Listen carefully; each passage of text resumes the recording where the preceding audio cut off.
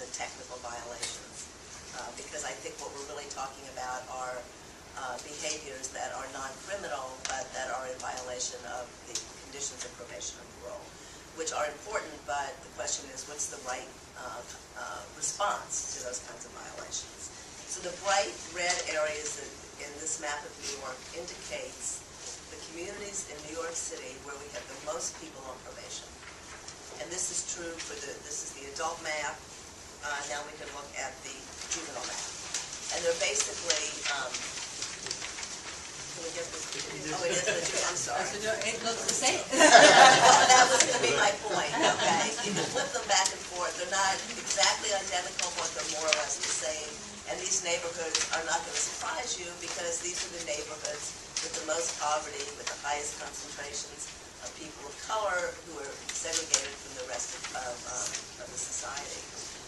So what we are planning to do in New York is provide maximum opportunities for our clients to access opportunities for services and different resources that we can use. And what's happened now over the last 5 or 6 years is that about 14 states have launched what we call justice reinvestment initiatives. And in the process of doing that, they've substantially reduced their prison populations and literally saved millions of dollars, hundreds of millions of dollars. What we're proposing is that the New York City Department of Probation is going to launch the first justice reinvestment initiative of a major American city. So later this spring, we're going to be working in partnership with citywide agencies, but in particular with neighborhood, community-based organizations, for-profit and not-for-profit organizations, educators and employers to launch what we're calling an opportunity network. So we're going to have neighborhood networks in those bright red areas. Starting later this spring, we'll be in Harlem, Jamaica, and Brownsville. And by the end of the year, we intend to open 2 more neighborhood networks in East New York and the South Bronx. Now, we're expecting many of our clients to take advantage of the neighborhood networks that are in the communities where they live. But we're also aware that other people may continue to see their probation officers in court buildings or wherever their offices are now, which may be closer to where they're in school or working. So we're also initiating some citywide innovations, some of which Kathy alluded to and we'll talk about later, but one of which in particular is going to be a virtual resource guide so that probation staff and their clients will be able to access this information to know specifically about what's available that they need in the areas particularly of education, work, and community engagement.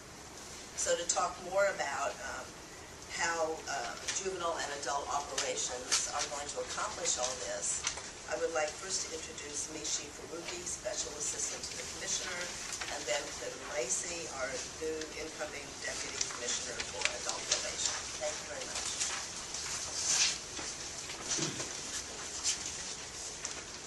All right, so I was going to talk a little bit about sort of what juvenile realignment is, which is really bringing all the young people back to New York City who are currently being sent upstate to OCFS placements.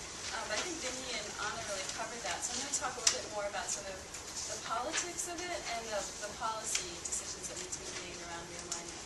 So in terms of the cost, we've already heard that there's this really skewed incentive to send young people to placement because even if we don't send young people to placement, we're paying for it, as Vinny described really well. So right now we have a skewed incentive not to invest in community-based programs. And so the juvenile justice realignment will really change that incentive so that we can use the resource that we're currently using to send young people to placement and use that money here in the community. And I think we're all familiar with the problems with upstate placements. It's really well known, the problems of the system.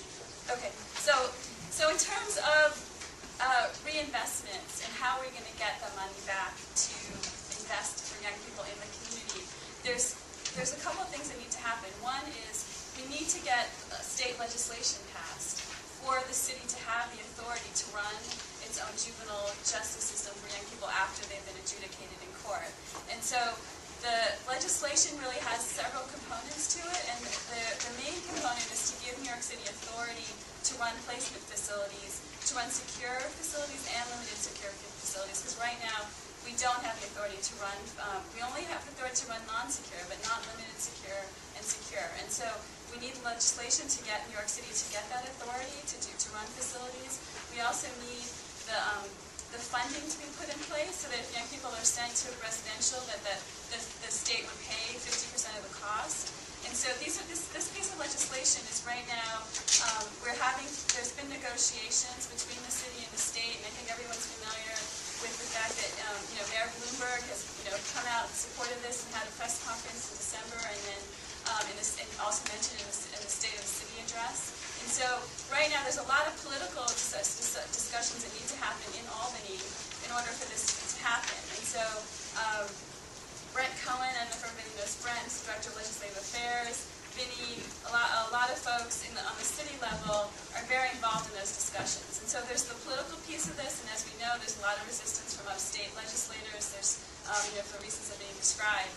So, but then in addition to the political piece, there's the policy decisions of how are we going to actually create a system in New York City, and what is that system going to look like? And so what we've done is we've created a steering committee. It's called the New York City Dispositional Reform Steering Committee, which is made up of all the major stakeholders in New York City. It's Department of Probation, the Family Courts, NYPD, Department of Education, the Mayor's Office, the Prosecutor's Office, the Corporation Counsel that prosecutes the cases, Legal Aid. So all these different agencies are at the table, and we've created a steering committee to plan for a realigned juvenile justice system. And we have subcommittees.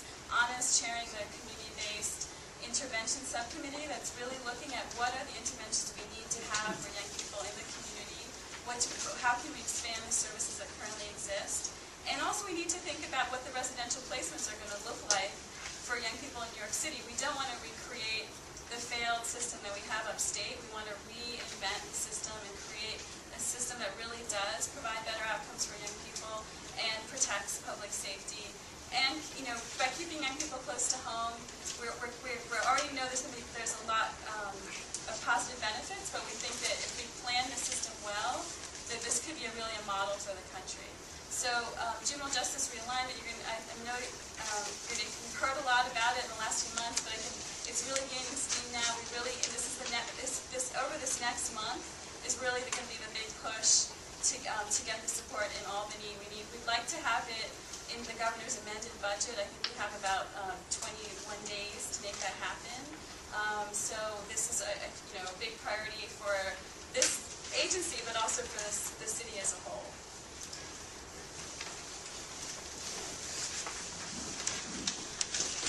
Good morning.